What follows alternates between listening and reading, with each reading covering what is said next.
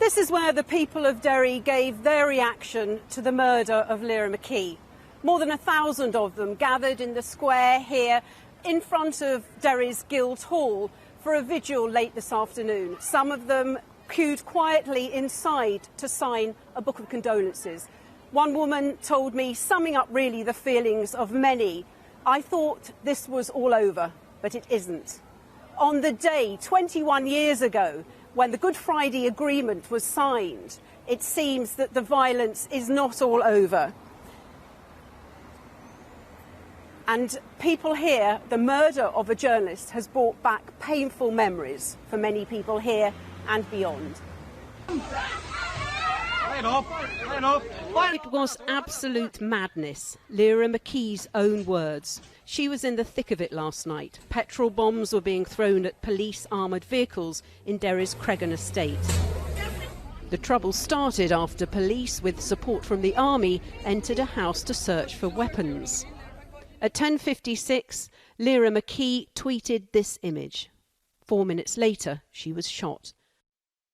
Mobile phone footage appears to show a masked gunman crouching down in front of a lamppost. Then the sound of gunfire. Emmett Doyle, on the right here, was just a few feet from Lyra when she was shot.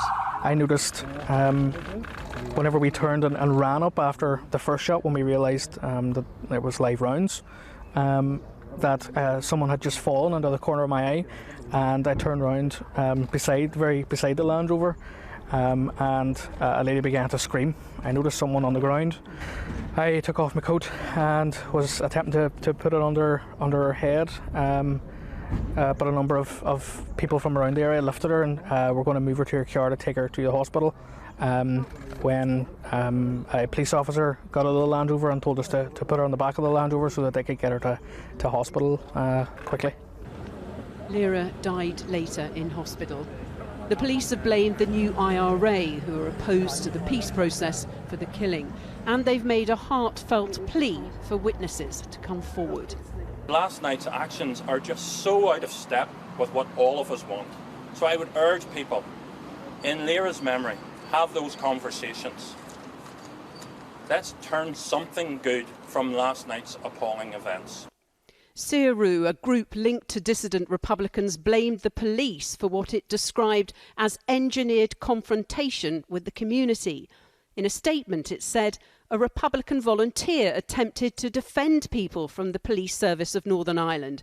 Tragically, a young journalist covering the events, Lyra McKee, was killed accidentally.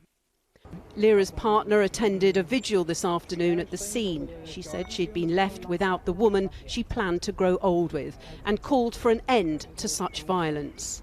Our hopes and dreams and all of her amazing potential was snuffed out by a single barbaric act. This cannot stand. Lyra's death must not be in vain, because her life was a shining light in everyone else's life, and her legacy will live on in the light that she's left behind. The leader of the DUP, Arlene Foster, attended the same vigil alongside Sinn Féin. I want to say your pain is my pain. It doesn't matter whether you're a Catholic or a Protestant, whether you identify as Irish or British. When people come out with guns to shoot people from their own community, then we have to say enough is enough. The Speaker of the US House of Representatives, Nancy Pelosi, who was in Derry yesterday, also spoke of her sadness at the death of Lyra McKee.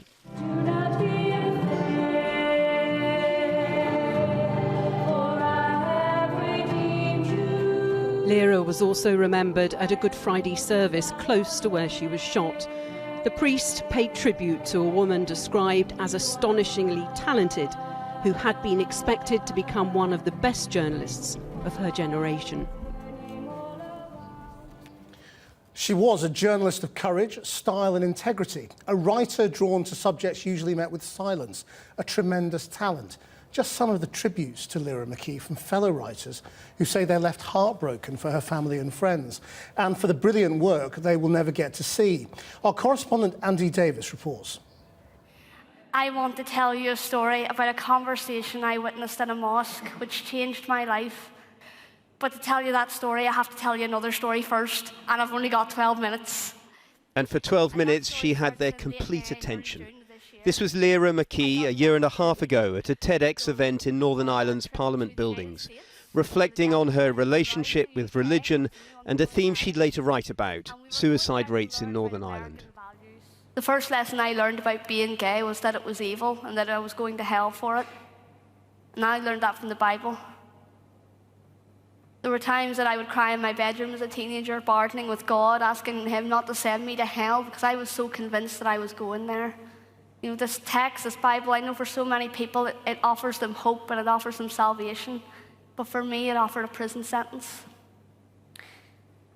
And I think it's the same for a lot of other LGBT young people. LGBT suicide rates are through the roof.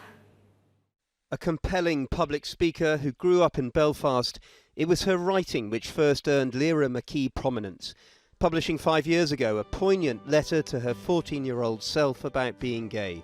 It was subsequently turned into a short film. Christmas will be just a couple of weeks away. You have to tell her because you've met someone you like and you can't live with the guilt anymore.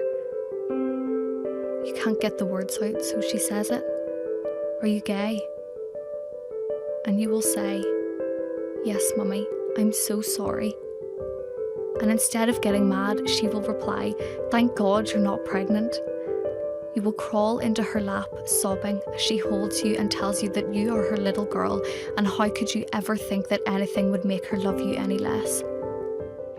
Well, she was just one of the most visible and vocal and ferocious and vociferous campaigners for LGBT equality in Northern Ireland. I think particularly for young people in Northern Ireland who are LGBT, Lyra really wanted to make sure that young people knew that there was hope for the future for them, that life, although seems bad whenever you're a teenager in school, that there is so much more happiness and love to live for in the future. I'm standing in the very heart of Belfast Industrial Centre. Lyra McKee, campaigner, author, freelance journalist, sharp, thoughtful, passionate, and in 2016 one of Forbes magazine's 30 under 30 to watch in the media. Her probing of social issues extended to historical inquiry too. She'd written a novella about a 1981 IRA murder and had signed a 2-book deal with Faber and Faber, who today said, "We are heartbroken and appalled by the news of Lyra McKee's death in Derry last night. Lyra was a writer of exceptional gifts and compassion, an inspiring, determined seeker of truth, and the most beloved of human beings. We are honoured to be her publisher." When I first met her, she was really struggling to get a foothold in journalism. I was still quite young myself, and it really felt like, you know, at this point she really was going somewhere with her career. She was very happy, she was in love, she had a book deal, and she was getting the recognition that she really deserved as a really talented and really committed writer. If any of you are uncomfortable with the thought of someone like me, please come up to me after this event and talk to me.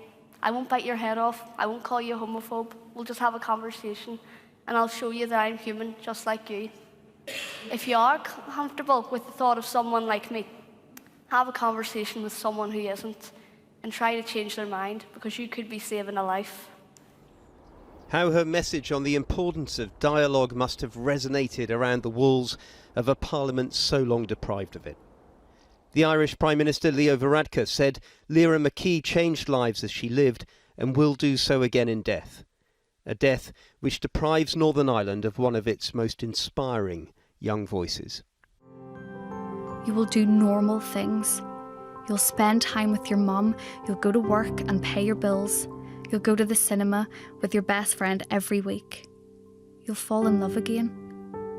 You will smile every day knowing that someone loves you as much as you love them. Keep hanging on, kid. It's worth it. I love you. Well, earlier I spoke to the Sinn Féin Vice President, Michelle ONeill, and we began with her reaction to what's happened. Well, obviously, we're here in Derry today. It's a very tragic day for the people of Derry. It's a very tragic day for the family of Lyra McKee, a young woman, 29 years of age, a journalist, her whole life in front of her, and she's been robbed of all of that by those people that wish to bring us back to the past, by those people involved in so-called dissident activity that wish to bring mayhem onto our streets, who want to hurt their community, because that's exactly what they have done. It's clear from the videos that we've seen that this is not some lone gunman. This was a crowd of people who were on the streets. He must have had help. He certainly seemed to have support. Who are the new IRA and how substantial are they? Well, I think it's important to say this. These people do not have full support of this community. Actually, the majority of people in this community do not support these people or their actions. All these people have done is attack the community. All these people have done is attack the peace process and our Good Friday Agreement. This year marks 21 years on since the peace process was marked by the Good Friday Agreement. We have to protect that at all costs, and I think the events here of the last 24 hours shows why that is the case. But there is absolutely no support here in Derry, or indeed in Ireland, behind these groups. They are in a minority and they do not reflect society here. We want to move on, we want to build a better society, and I'm certainly determined to make sure that our children do not fight the battles of the past. The question is, how big a minority are they? They are obviously dangerous and they're obviously active, but in terms of an assessment, the PSNI could give you a full assessment in terms of the level of activity. But the PSNI have said themselves that over the course of recent years that the level of threat of these groups hasn't changed. However, what we saw last night is the fact that they can be very dangerous and that they can cause death in our society. This young woman has lost her life, and today we stand in solidarity with her family, with the community here, and I think that's what's significant today.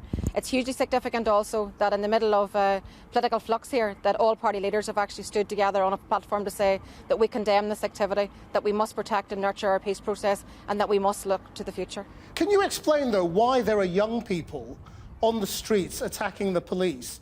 Young people who aren't old enough to have lived through the Troubles. Well, obviously these groups are targeting young people, and they're actually using the young people to go out and to fight their battles, and that's not something that we want to see.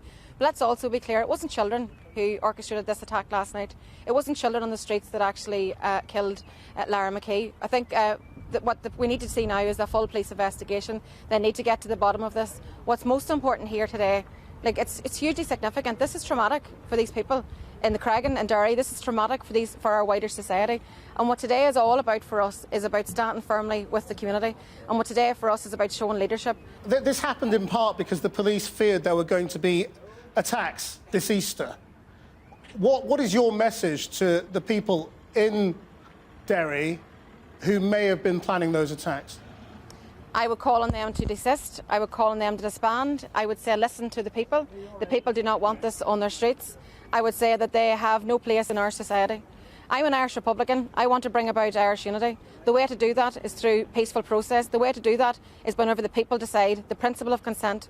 The Good Friday Agreement is the only show in town. We all must adhere to it. And I would urgently call on these groups to desist immediately and to disband. Thank you very much indeed. Thanks for your time.